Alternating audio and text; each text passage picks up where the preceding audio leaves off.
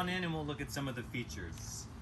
Here we have a queen bed, sleeps 2 adults. Some storage on the shelving here.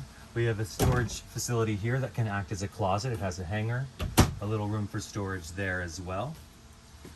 Moving on over next is the bathroom. Has a toilet and a sink, all draining to the gray water tank and the black water tank. We've got a mirror with storage complete as well.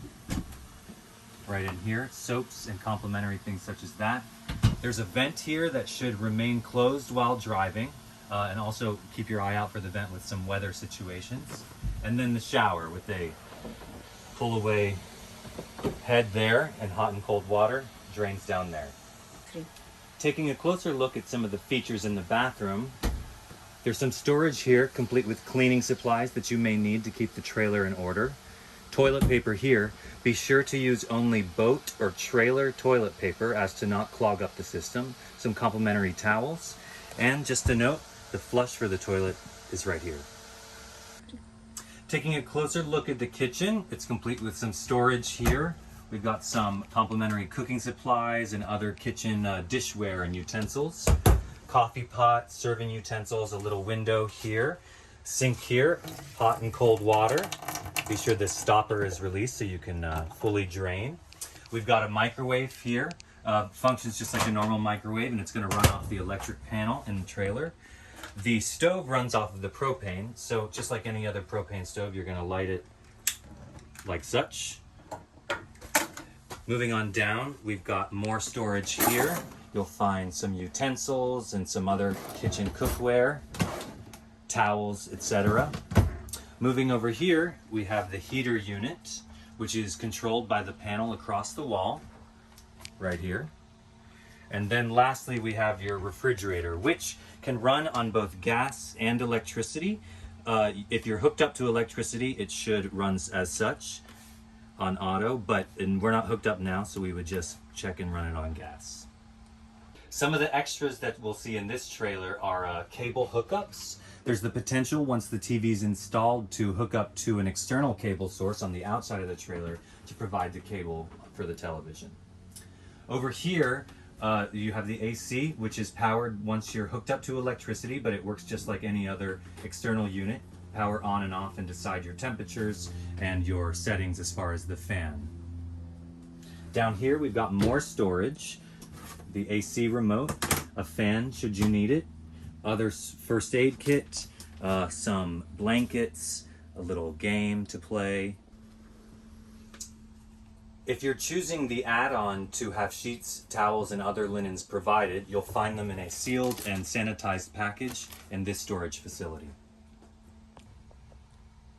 Taking a look at the dining section of the trailer, we have this large unit here that could seat your family of 5 and your 4 adults plus some guests. The dining area takes up an unusually large size of the trailer, but you have these nice open windows, it's all about the view when you're camping anyway, and you could have a nice setup with a nice dinner you prepared in the kitchen.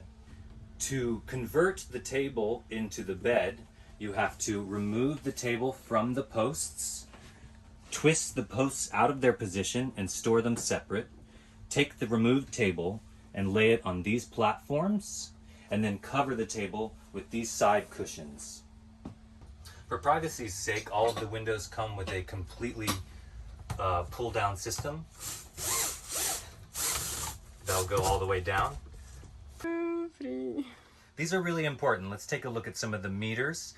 This here controls the heater. We went over that before. Now it's in the opposite position, but if it's a chilly night and you're camping out, you turn it on like such and it'll control the heater down by the kitchen. And this is the thermostat that'll let you know what temperature you're currently at.